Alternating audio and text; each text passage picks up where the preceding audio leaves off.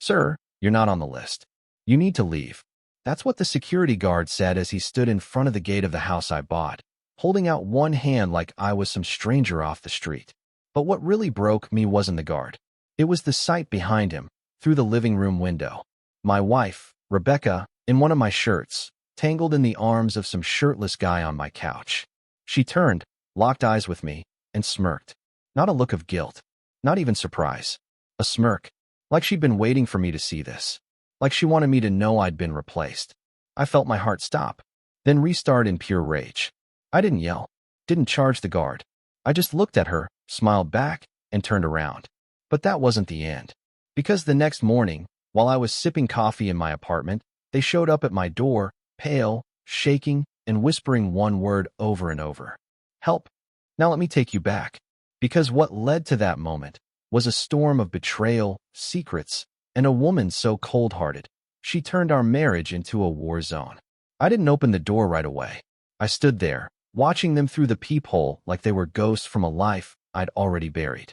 Rebecca looked like she hadn't slept. Her makeup was smudged, her hair a mess, and her eyes, those cold, calculating eyes, were now wide and trembling. The guy behind her, the same clown who had his hands all over her in my house, looked like he'd seen the devil himself. I opened the door just enough to make them flinch. "Wow," I said calmly.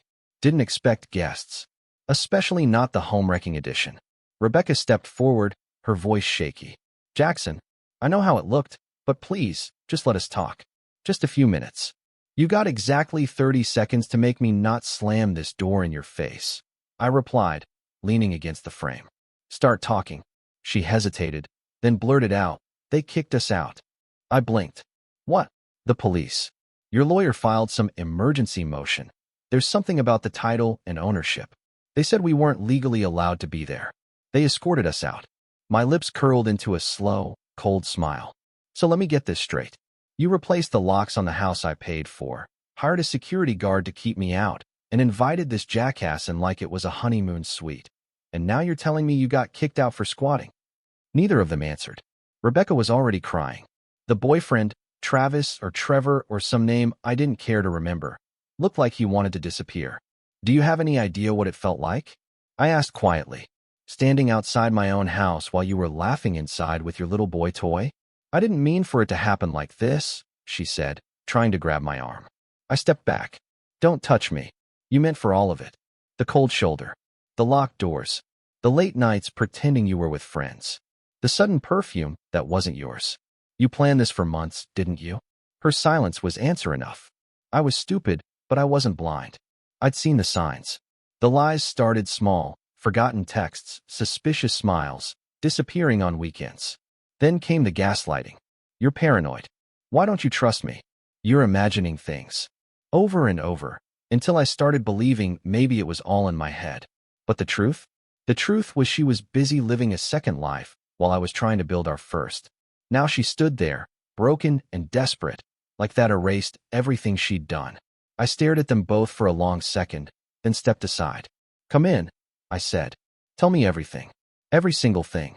And if you lie to me again, I'll throw both of you back on the street." They walked in quietly, like kids caught stealing. She sat on the edge of the couch. He stood near the door, hands in pockets, clearly wanting to vanish. I grabbed a chair, flipped it around, and sat facing them. The room was dead silent. "Start from the beginning," I said. "I want to know everything. When it started, how long it's been going on. Don't leave out a single damn thing." Rebecca nodded slowly, wiping her eyes. "It started 6 months ago. 6 months. 6 months of lies. 6 months of coming home to my bed with someone else's fingerprints still on her."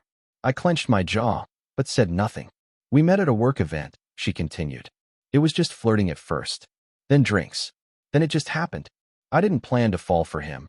But—" "Stop," I said, raising a hand. "Don't insult me with that 'it just happened' crap. Grown people make choices. You chose this." She broke again, sobbing into her hands. The boyfriend looked at me and tried to say something, but I stood up fast and pointed to him. "Don't. Speak." He sat down. I walked to the window and stared out into the gray sky. 6 months. I could feel something inside me shutting down. The love, the hurt, the memories. It was like someone was going through my soul with a sledgehammer. And yet, underneath the wreckage, something else was growing. Clarity. The storm had passed, and now I was the one in control. I stood there for a long moment, my back to them, watching the cars pass by, my reflection ghosted in the window. Somewhere out there, people were waking up beside the ones they loved, going to work, drinking coffee, kissing their kids goodbye. And here I was, standing in a room with the woman who promised to build a future with me, and the guy she destroyed it with. Rebecca finally spoke again, voice low, almost whispering. I was lonely, Jackson. I turned slowly. Lonely. She nodded, eyes still glassy. You were always working. You were building this life for us, but you were never really with me. I needed attention. I needed to feel seen. That hit hard. Not because it was true, but because it was rehearsed. Like she'd prepared that line in case she ever got caught. I was working so you wouldn't have to. So we could afford that house. So you could quit your job, start your yoga studio, live the life you said you wanted. I snapped. Her voice cracked. And I appreciate that. I do. But I needed more. More. She needed more. So she crawled into bed with this spineless clown who was now sitting in my living room like a puppy that pissed on the carpet. My fists curled. He spoke up finally. Look, man, I didn't know she was still with you at first. She told me things were over. She said you were separated. Shut your mouth, I growled. You knew. Don't play dumb. You just didn't care. You thought you were better than me. Thought you'd steal a man's wife and sleep in his house while he was locked out of it like a damn stray dog. He shrank in his seat, saying nothing else. Rebecca wiped her face again. It didn't mean to go this far. I was going to tell you, I swear. But then we got in that fight, and I was angry, and I changed the locks. I told him to move in. So it was spite, I said. Not love. Not passion. Just revenge. She didn't answer. I walked over to the shelf near the door and pulled out a folder. Thick, black, heavy. I know everything now, I said quietly. Every text. Every hotel bill. Every charge on the credit card I gave you. My lawyer handed me a timeline that would make Netflix jealous. She went pale. This wasn't 6 months. This was almost a year, I added. You were lying to me while I was looking at engagement photos and planning our anniversary trip. You were rolling around with him while I was choosing which countertop you'd like for the kitchen. Tears streamed down her face. Real or fake, I couldn't tell anymore. Why are you here, Rebecca? I asked. Why come crawling back now? She hesitated, then whispered, because I lost everything. They froze my accounts. I tried to take money from our joint savings, but it was gone. The house was flagged by the bank because of the title. She looked at the boyfriend. He doesn't have anywhere to go. I looked at him and laughed coldly. Of course he doesn't. Please, she said again, trembling. I have nothing left. I know I don't deserve anything, but I didn't expect it to fall apart so fast. No, you expected me to fall apart, I said. But I didn't. I'm still standing. She opened her mouth, but I raised a finger. You blocked me from my own home. Embarrassed me. Disrespected me in ways I can't even say out loud. You let him put his hands on you under the roof I paid for, and you didn't flinch. I was stupid, she whispered. And now I'm sorry. I stared at her. Then I turned to him. You. Out. He scrambled up without a word and bolted out the door like the spineless snake he was. Rebecca didn't move. She just sat there, broken. I didn't feel satisfaction. I felt empty. But in that emptiness, I knew what I had to do. She sat in silence, hands shaking in her lap, mascara streaked like war paint down her cheeks. I leaned against the wall, watching her, not out of sympathy, but calculation. I needed to see if there was even a flicker of the woman I married still hiding behind those tear-stained eyes. But all I saw was guilt that had finally caught up to her. You planned this, I said, quieter now. You didn't just mess up, Rebecca. This wasn't one mistake. This was months of deception, covering your tracks, lying to my face while smiling across the dinner table. And now that your fantasy burned down, you're back here with puppy eyes? She looked up. I didn't come here to ask you to take me back. Oh, don't flatter yourself. That's never going to happen. I came to say I'm sorry, and to tell you the truth. Finally, I stepped closer, arms crossed. Go on then. Let's hear it. She took a breath like she was about to dive underwater. The first time was at the company retreat. We were drinking. Everyone else was in bed. He followed me back to my room, and we crossed a line. She avoided saying it, like it somehow made it better. And then, I asked. It didn't stop. I told myself I was going to end it. But I didn't. I started comparing everything. You. How he listened. How you didn't. How he made me feel like a woman again, not just a wife. I laughed. Short, bitter. So I stopped making you feel like a woman, huh? Is that why you let him treat you like a toy in my house? That's not fair. No. What's not fair is building a future with someone who saw me as a placeholder. I cut in. You didn't just cheat on me, Rebecca. You erased me. You used me to build your comfort zone, and the second it got too real, you ran to some shiny distraction. She flinched like I'd hit her. You know what hurts most? I said. It's not even that you did it. It's how damn normal you were after. Like nothing happened. Like we were still us. You kissed me goodnight after letting him pull your hair in a hotel bed. That's the part that keeps me up. She was crying again, a silent, ugly cry this time. No performance. Just raw wreckage. And still, I felt nothing. I turned to the kitchen and poured myself a glass of water. She didn't move. The whole room was frozen in that same nauseating silence we used to share in bed when we both knew something was wrong but refused to admit it. When I sat back down, I spoke quietly. I filed for divorce last week. Her head shot up. That's why the accounts were frozen. That's why the house was flagged. I changed the locks, froze the credit cards, scrubbed your name off everything I could before walking away. You weren't supposed to know until the papers arrived, but honestly, I wanted to see your face when you realized the tables turned. Her voice cracked. I thought you'd just yell. Or throw something. But not this. I don't break like you do, Rebecca, I said coldly. I don't burn the house down just because I don't like the wallpaper. I rebuild. Quietly. Cleanly. And you, well, you'll always be ashes. She looked at the floor, defeated. You can stay here tonight. Couch only. In the morning, I want you gone. No discussions. No begging. You made your choice. This is mine. I understand, she whispered. I stood, grabbed a blanket, and tossed it on the couch without a word. Then I walked into my room, shut the door, and leaned against it. And for the first time in months, I didn't feel anger. I felt peace. Not because she apologized, but because I was finally done believing she ever loved me the way I loved her. I didn't sleep that night. Not a second. I lay there staring at the ceiling, listening to every small sound in the apartment. Every cough. Every shift of fabric. Every time the springs in the couch groaned under her weight. My mind kept playing the same scenes on repeat. Her face through the window. That smirk. That hand on her hip. Her boyfriend behind her like he owned the place. My place. And then there was the silence. The kind that comes after a war. Not peace. Just emptiness. At 5:43 a.m., I got up. I walked past the living room without looking at her. She was asleep, curled up in the blanket I gave her, mouth slightly open like none of this mattered. Like she hadn't torn a man apart and was just another tired girl on someone's couch. I poured myself coffee, stared out the window, and thought about what I'd say when she woke up. What was left to say? She stirred around 7. I didn't turn around when I heard her sit up. Just kept sipping the bitter, burnt coffee and watching the sunrise stretch across buildings that didn't care who was hurting inside them. Jackson. Her voice cracked. I said nothing. She stood behind me. Can we talk one last time? I finally turned. I said everything I needed to last night. But if you need to say something, go ahead. Make it quick. She looked down at the floor like it had answers she'd never bothered to look for until now. I just wanted you to know. I wasn't always like this. That's supposed to help me sleep better? I asked. She swallowed hard. No. Just, before you, no one ever treated me with respect. No one ever gave me stability, safety, a home. You were the first.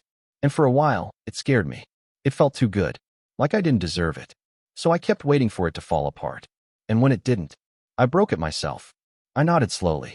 That's about the only honest thing you've said. She looked like she wanted me to say more. Maybe offer some comfort, some crumb of validation. I didn't. You need to go, I said simply. She nodded, wiping her eyes. I'll pack my things. You have nothing here. She froze. What? You have nothing? That suitcase you brought. You can take that. Everything else stays. You walked away from your name on this life the moment you handed a stranger the keys to our front door. I walked over to the counter and dropped a folded piece of paper in front of her. This is your next address.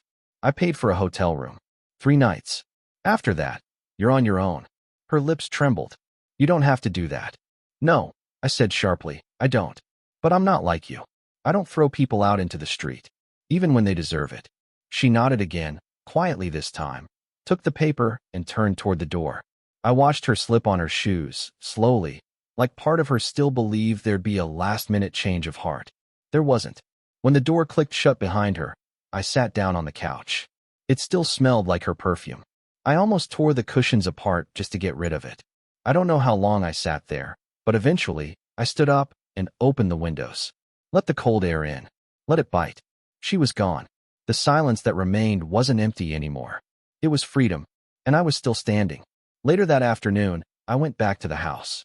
The same house she once locked me out of. The one with the new locks and the smirks and the smug laughter through the window. I didn't go there to reminisce. I went with a purpose. I parked down the street, took a deep breath, and stepped out of the car. I wasn't dressed for drama, just a hoodie, jeans, and boots, but every step toward that front gate felt heavier than the last. The security guard from before? Gone. All that remained was the silence of a house that had been hollowed out by betrayal. The windows looked like empty eyes. The front door, once sealed shut against me, was now just another door. I had the new key in my hand. My lawyer worked fast. The court order had cleared the way. Title secured. Locks changed again. Rebecca's name was stripped from everything. She had no rights left here. When I stepped inside, it hit me all at once. The scent of her, still in the drapes, still in the cushions, still in the air like a ghost that hadn't gotten the message. I stood in the entryway for a while, staring at the framed photo on the wall, one of those cheesy engagement shots. She was laughing, looking at me like I was her whole world. I looked back at her like a man who would give up everything just to keep her happy. I pulled it down and dropped it face first into the trash. The house was a mess. Half-packed boxes, 2 wine glasses in the sink, clothes on the stairs. Apparently, when the cops removed them, they were in a hurry. The bedroom was even worse. Sheets tangled, drawers open, a cheap cologne stench still clinging to the pillows. I didn't touch anything for a while. Just stood there, breathing it all in, forcing myself to look, to feel, to let it burn through me like poison before I ripped it all out. Then I started cleaning. Not like a man doing chores. Like a man performing an exorcism. I tore the sheets off, dumped them in a garbage bag. Every pillow, every towel, every item of hers that still lingered, gone. Her heels, her robes, her perfume bottles. I filled 3 trash bags before I even made it to the bathroom. That's where I found it. A little pink notebook. Curious, I opened it. It wasn't just a notebook. It was a damn diary. At first, I thought I'd toss it straight out. But something told me to read. Big mistake. There were entries about him. Travis. About nights they spent in my bed. About how she laughed at my routines. My early mornings. My habits. She wrote things like, he doesn't excite me. He's just stable. Safe. Predictable. Travis makes me feel alive. Every word felt like a blade. There were even entries about their plans. Moving to Miami. Taking half my assets. Starting over. She was building her exit strategy while I was planning our future. I threw the notebook in the fireplace and watched it burn. Later that evening, I called a locksmith and had every single lock replaced again. I changed the alarm code. Booked a professional cleaning crew. Ordered new sheets. Knew everything.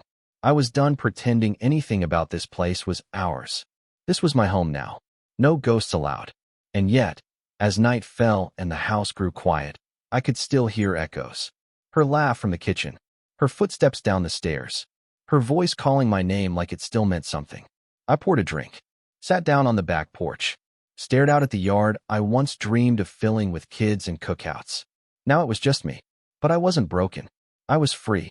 And when freedom comes wrapped in fire, you don't run, you let it burn. The next morning came with an odd stillness. No phone buzzing with her texts. No clattering heels across the hardwood floor. No fake kiss on the cheek before she disappeared for hours, claiming errands or yoga or dinner with the girls. Just silence. Real, uninterrupted silence. I got up, made coffee, and sat by the window. The house felt different already. Lighter. Not in a warm, joyful way. More like the air after a storm rips through a town. Debris still everywhere, but the wind has stopped screaming. Then my phone rang. Unknown number. I stared at it for a second, debating. I already knew who it was. I answered anyway. Jackson. Her voice. Shaky. Trying to sound soft again, like the girl she used to be. What? I'm at the hotel. They said the reservation was only for 3 nights. I don't have anywhere to go after this. And I don't know what to do. You figured out how to cheat, lie, and lock me out of my own house, I said flatly. Figure this out too. There was silence on the line. Then the begging started. I don't want money. I'm not asking for anything permanent. Just help me get back on my feet. You mean the feet you used to sneak around behind my back? Her breath hitched. I made mistakes, Jackson. No. You made decisions, I corrected. Every lie, every secret, every time you came home smelling like someone else, you decided. Don't you dare soften it now. I'm not the only one who messed up, she said, voice suddenly sharper. You were cold, absent, obsessed with your job. I was drowning while you were climbing ladders. And instead of reaching for me, you opened your legs for someone else. Got it, she gasped. That's not fair. Neither was you giving my body heat to a stranger while I was killing myself to provide for you. I hung up. No yelling. No dramatic final words. Just a click. I sat there staring at the wall for a long time, heart pounding, rage curling behind my ribs like a slow fire. That was when the knock came. I opened the door, half expecting her again, but it wasn't Rebecca. It was Travis, the boyfriend, the man-child who'd smiled at me from my own living room window. He looked like trash. Hair disheveled, eyes bloodshot, sweatshirt stained with something dark and greasy. He stood on my doorstep like a lost dog, trying to look tough and failing miserably. I need to talk to you, he said. I stared. He cleared his throat. Look, I didn't know she was married at first. I swear. She said it was over between you two. I believed her. Cut the crap. I'm serious, he said, stepping forward. But then I saw it. The way she used both of us. The lies. She told me you hit her. My jaw clenched. What? She said you were violent. That you were controlling. That's why she brought me into your house. Said she needed protection. I laughed. Actually laughed. He looked confused. Let me guess. Then she said she'd leave me soon. Right? Just needed time. Just needed space. But she never did. She just kept both of us spinning like morons. He nodded. She's not staying with you now, is she? I asked. No. We had a fight. Big one. She tried to take my credit cards. Of course she did. I stared at him for a long second, then said, Get off my porch. But, now. He hesitated, then turned and walked off down the street like a broken scarecrow. I closed the door, locked it, and finally exhaled.